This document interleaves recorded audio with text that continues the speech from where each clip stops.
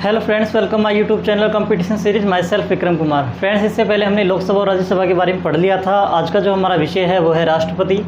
राष्ट्रपति का जो प्रावधान है हमारे संविधान के अंदर अनुच्छेद 52 से लेकर 62 तक किया गया है।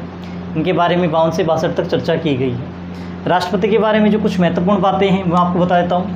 पहले तो ये कि ये कार्यपालिका का प्रमुख होता है, कार्यपालिका का प्रमुख होता है।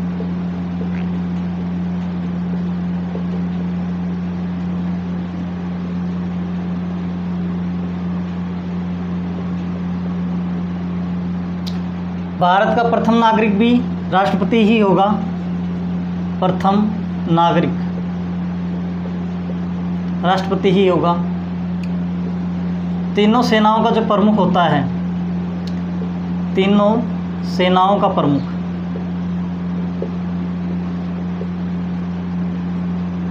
तीनों सेनाओं का जो प्रमुख होता है वो भी क्या होता है? राष्ट्रपति ही होता है।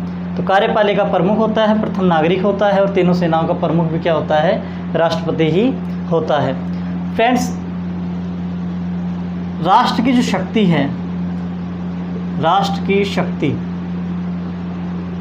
राष्ट्रपति में निहित होती है, राष्ट्रपति में निहित होती है।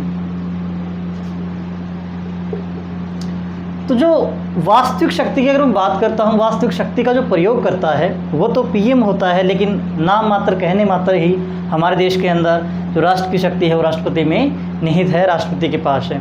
तो ये तो कुछ इसकी महत्वपूर्ण जो बातें हैं वो हमने आपको बताई।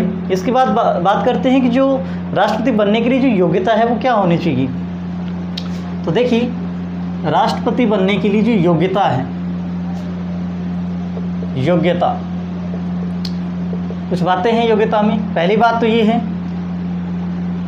न्यूनतम जो आयु है, न्यूनतम आयु, ये क्वेश्चन कई बार पूछा जाता है।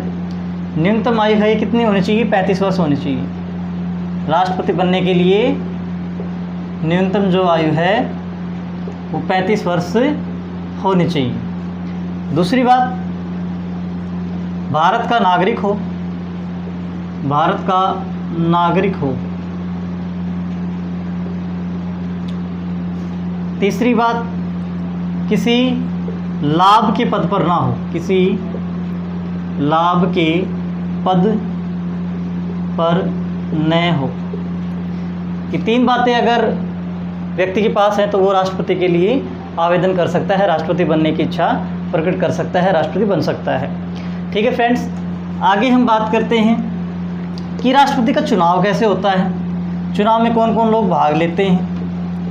तो राष्ट्रपति के चुनाव में हमारे द्वारा जो डायरेक्ट चुनाव नहीं होते, हम सीधे राष्ट्रपति को चुनाव देकर के चुनाव नहीं जिताते, उनको राष्ट्रपति नहीं बनाते हैं। तो क्या होता है, हमने जिनको बनाया है, हमारे द्वारा जो विधायक चुने जाते हैं, हमारे द्वारा जो लोग जीत कर जाते हैं, उनके चुनाव होते हैं और उनके चुनाव के बाद में राष्ट्रपति नियुक्त होता है, राष्ट्रपति का चुनाव होता है। तो देखिए, लोकसभा के सदस्य, राज्यसभा के सदस्य और विधानसभा के सदस्य, ये लोग क्या करते हैं? चुनाव में भाग लेते हैं। और इनमें भी वो लोग होते हैं जो निर्वाचित हुए होते हैं, निर्वाचित हुए होते हैं,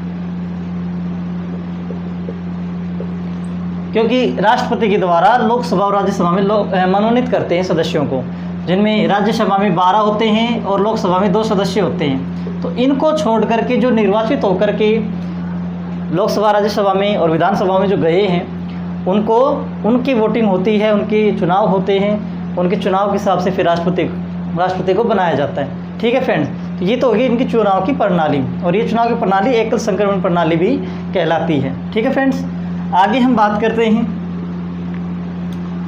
अगर मैं बात करूं कि चलो राष्ट्रपति तो बन जाते हैं, लेकिन अगर ऐसा हो कि राष्ट्रपति अपनी शक्ति का दुरुपयोग करता है तो उसको हटाने का प्रोसेस क्या है, हटाने की जो प्रक्रिया है, हटाने की प्रक्रिया, राष्ट्रपति को हटाने की जो प्रक्रिया है उसको कहते हैं महाभियोग। क्या कहते हैं? महाभियोग। अब महाभियोग में कैसे क्या होता है? देखिए, संसद के जो 2 अभिन्न जो अंग है, लोकसभा, राज्यसभा, और यहाँ मैं मान लेता हूँ लोकसभा, राज्यसभा और राष्ट्रपति। अब इनका ऐसे होता है कि राष्ट्रपति ने अपनी शक्ति का दुरुपयोग किया या अपने काम ठीक से नहीं कर रहा है, तो इन दोनों सदनों में से कोई सा भी सदन चाहे लोकसभा हो चाहे राज्यसभा हो, चलो मान लेते हैं लोकसभा में 1/4 भाग से 1/4 बहुमत से इसको नोटिस भेजता है, राष्ट्रपति को नोटिस भेजता है, और ये नोटिस होता है 14 दिन से पहले। राष्ट्रपति को 14 दिन पहले एक नोटिस भेजेगा कि भाई आप काम सही नहीं कर रहे हो, आपके ऊपर महाभियोग चलाया जाएगा। तो राष्ट्रपति इन 14 दिन के अंदर क्या कर सकता है, अपना स्पष्टीकरण दे सकता है। अगर स्पष्टीकरण ठीक होता है तो ठीक है, अगर गलत होता है, कहीं फॉल्ट है, कहीं शक्ति का दुरुपयोग सच में ही हुआ है, तो लोकसभा क्या करती है, 2/3 बहुमत से प्रस्ताव को पारित करती है, महाभियोग के प्रस्ताव को पारित करती है और फिर राज्यसभा के पास भेज देती है। अब राज्यसभा भी क्या करती है, जांच समिति बना करके इसकी जांच करवाती है। और अगर ऐसा होता है कि हाँ भी ठीक है, राष्ट्रपति ने अपनी शक्ति का दुरुपयोग किया है, कहीं ना कहीं फॉल्ट है, कहीं ना कहीं गलत हुआ है, राष्ट्रपति ने जो अपनी शक्ति का प्रयोग गलत किया है, तो वो भी क्या करती है, 2/3 बहुमत से इस प्रस्ताव को पारित कर देती है। और जब ये प्रस्ताव यहाँ पे पारित हो जाता है तो जो राष्ट्रपति है उसको अपना त्यागपत्र देना पड़ता है। तो इसे कहते हैं महाभियोग की प्रक्रिया। ठीक है फ्रेंड्स, आगे हम बात करते हैं कुछ महत्वपूर्ण पॉइंट जो कई बार एग्जाम में आते हैं। जैसे अगर हम भारत का राष्ट्रपति होगा,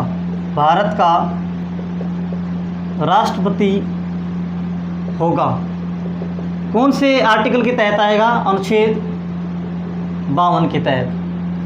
कई बार पूछा जाता है कि जो निर्वाचन होता है, राष्ट्रपति का जो निर्वाचन होता है वो कौन से आर्टिकल के तहत आता है, तो वो आता है अनुच्छेद 54 के तहत। ठीक है फ्रेंड्स, अगर हम बात करते हैं और आगे कुछ महत्वपूर्ण बातों की कि राष्ट्रपति कौन कौन से हुए, कैसे क्या हुए, कुछ और क्वेश्चन हैं जो बहुत बार एग्जाम में पूछे जाते हैं, उनके बारे में हम बताते हैं आपको। देखिए,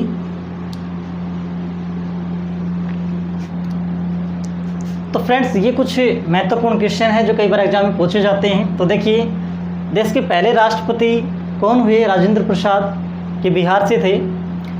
देश की पहली जो महिला राष्ट्रपति हैं वो कौन हुई हैं, प्रतिभा पाटिल। राष्ट्रपति की शपथ लेने वाले पहले मुख्य न्यायाधीश एम हिदायतुल्ला, ये जो प्रथम न्यायाधीश थे जिन्होंने राष्ट्रपति की शपथ ली, वो कौन थे, एम हिदायतुल्ला। फ्रेंड्स आगे हम बात करते हैं, देश के पहले दलित राष्ट्रपति जो हुए वो थे KR नारायण, और कार्यकाल के दौरान ही जो राष्ट्रपति की जिनकी मृत्यु हो गई कारणवश, वो थे जाकिर हुसैन और फ़खरुद्दीन अली अहमद। तो ये फ्रेंड्स ये क्वेश्चन कई बार पूछे जाते हैं एग्जाम में, इसलिए बताना ज़रूरी था। तो फ्रेंड्स ये हमारे कुछ क्वेश्चन थे जो हमने आपको बताए। आई होप आपको समझ में आया होगा। समझ में आया तो वीडियो को लाइक करें, शेयर करें, सब्सक्राइब करें चैनल को। Thank you.